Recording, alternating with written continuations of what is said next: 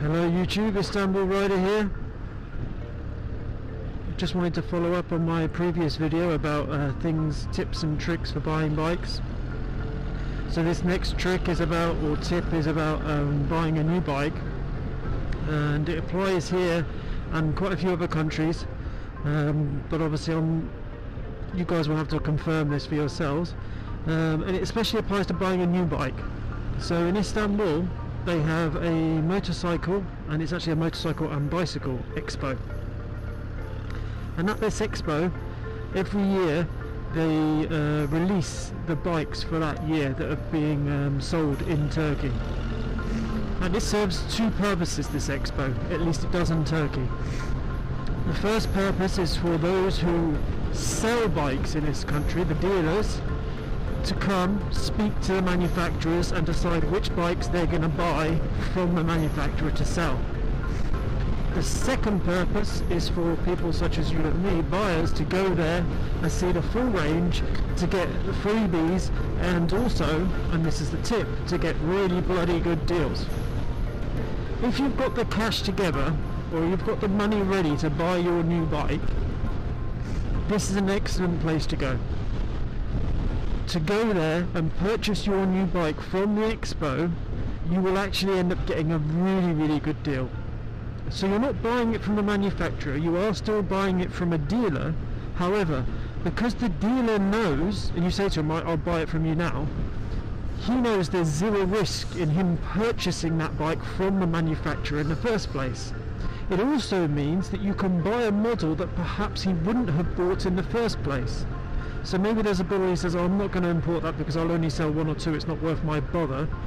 But if you're there and say, I want this model, he will purchase it, and then you'll get the model you want. Perhaps you wouldn't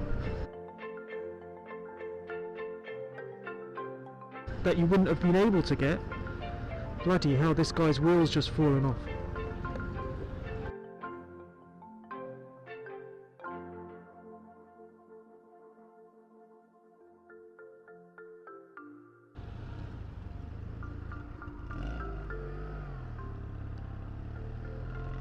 That guy's wheel has just gone off. There it is.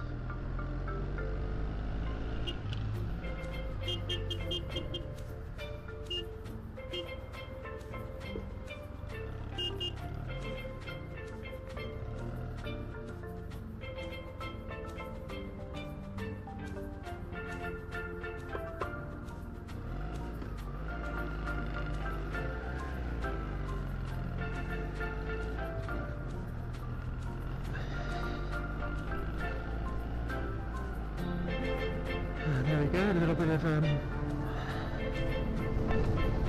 friendly action to stop that wheel from taking out people. There's no point me stopping, in case you're wondering, to speak to the guy, because he won't speak any English. I speak very little Turkish. Anyway, so what was I saying? Yes, so the first advantage is you can buy a model perhaps that won't be stocked in your dealers.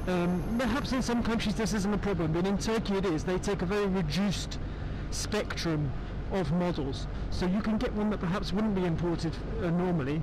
Also, because you buy it directly from the dealer at the show, you will get a discount. Now, the discount varies greatly, but my friend, when he bought his, got 5% off.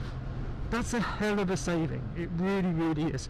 I honestly don't know how the dealer made any money out of it, but it was a 5% saving, plus actually he got he got loads of stuff from the manufacturer as well, some free goods, like I think it was a fairing set or something.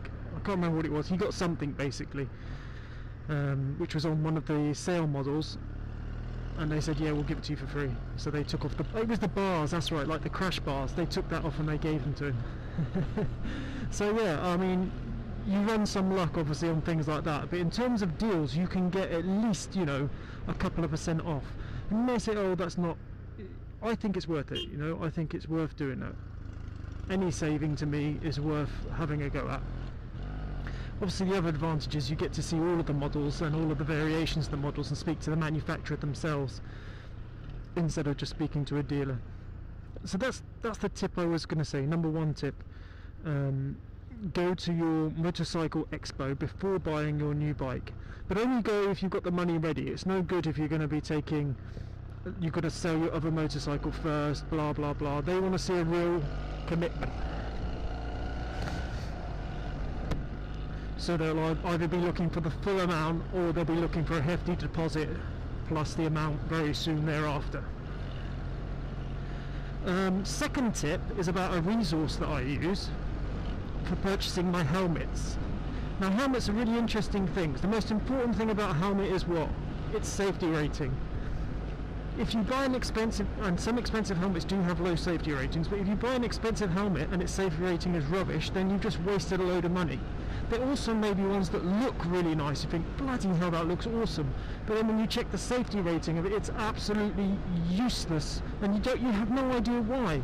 But on this website, which I will give the link to in the video, sharp.gov I think, they do crash tests on all of the helmets that they do them on, which is most models and most makes, not all models, but most. And they do a crash test from above, a crash test from the side, a crash test from the other side, and a crash test from the front. And then it maps the damage caused by that. And you can see it like green is good, yellow is bad, red is awful. And then gives a 5-star rating accordingly. And so my tip is just to go onto a website like this. There may be other ones as well, which does independent, this is done by the British government I think, does independent crash tests on the helmets, just to give you a better idea of what you're doing. So I bought a cheap helmet to start off with, and obviously at the cheaper end of the spectrum you're really worried about safety. I bought this helmet for like 40 quid or 50 pounds, English pounds I think, and it's got a 4-star rating. Now 4 is as low as I go. If you have open face, it's always going to be very low, which I don't have, but just so you know. And there are people who write off the helmets that open, thinking, yeah, no, because they open there's a weakness. Actually, with those helmets, the more expensive you go, the more likely you are to get a 5-star, because the way that it opens is designed in such a way that they still take into account crash protection, whereas the cheaper ones don't.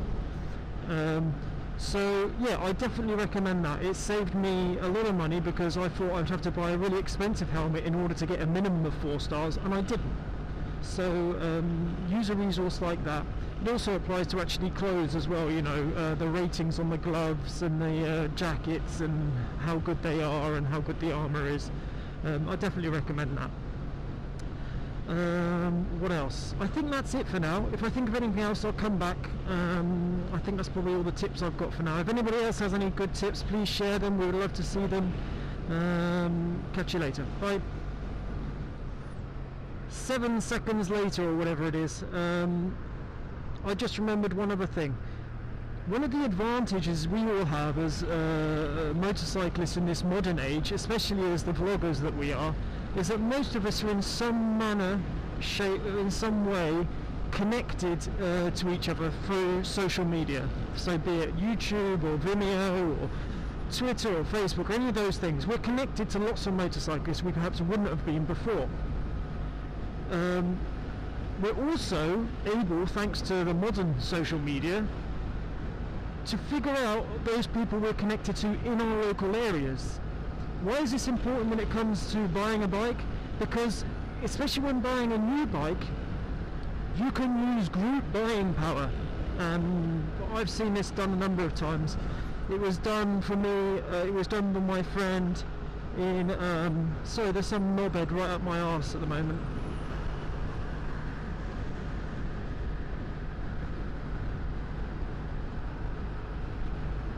It's not a police car, it's just a knobhead, okay. Where was I? The advantage is that you can use group buying power. So through your connections you've made on YouTube and through your website and through the vlogging community,